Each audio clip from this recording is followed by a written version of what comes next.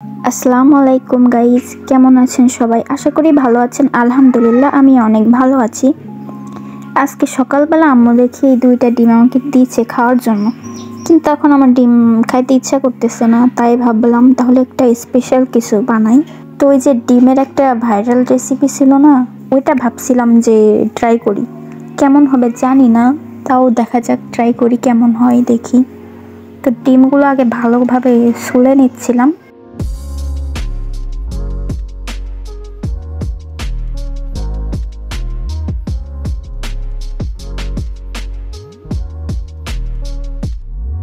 ডিমগুলো কিন্তু ছোলা শেষ, একটা ডিমের অবস্থা অনেক খারাপ হয়ে গেছে।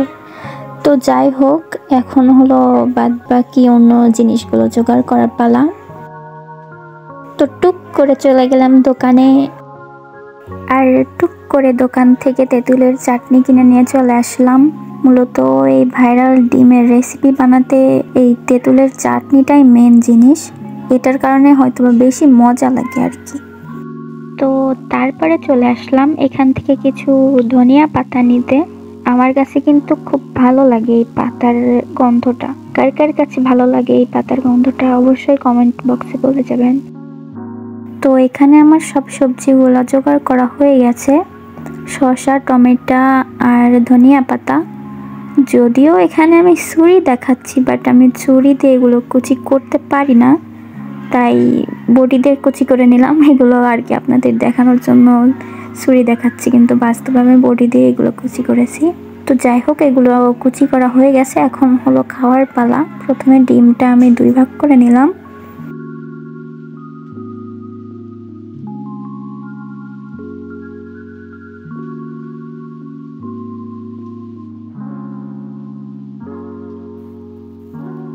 তারপরে ডিমের উপরে জিনিসগুলো একে একে দিচ্ছিলাম। এখানে আমার একটা ভুল হয়েছে, এই তেঁতুলের চাটনির সাথে আগে ওইগুলা মিক্সড করে নিয়ে তারপরে ডিমের উপরে দেওয়া ভালো ছিল, আমার মনে ছিল না। তো যাই হোক, অতটাও খারাপ হয়নি, ভালোই লেগেছে।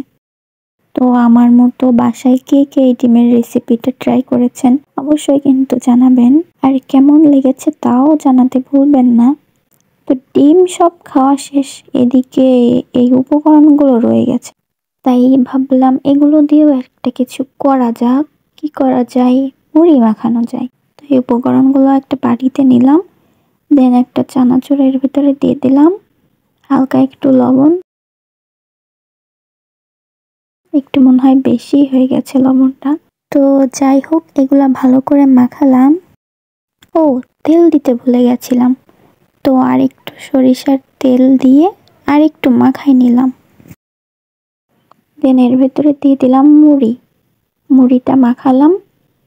তো এখানে ভাজাটা একটু মনে হচ্ছিল কম কম, যার কারণে আম্মুর থেকে আরেকটু ভাজা এনে এর ভেতরে দিলাম। তো যাই হোক, ভিডিওটা এই পর্যন্তই। ভিডিওটা ভালো লাগলে অবশ্যই একটা লাইক, কমেন্ট, শেয়ার করবেন, আর যদি ভালো না লাগে ইগনোর করবেন। দয়া করে কেউ বাজে মন্তব্য করবেন না।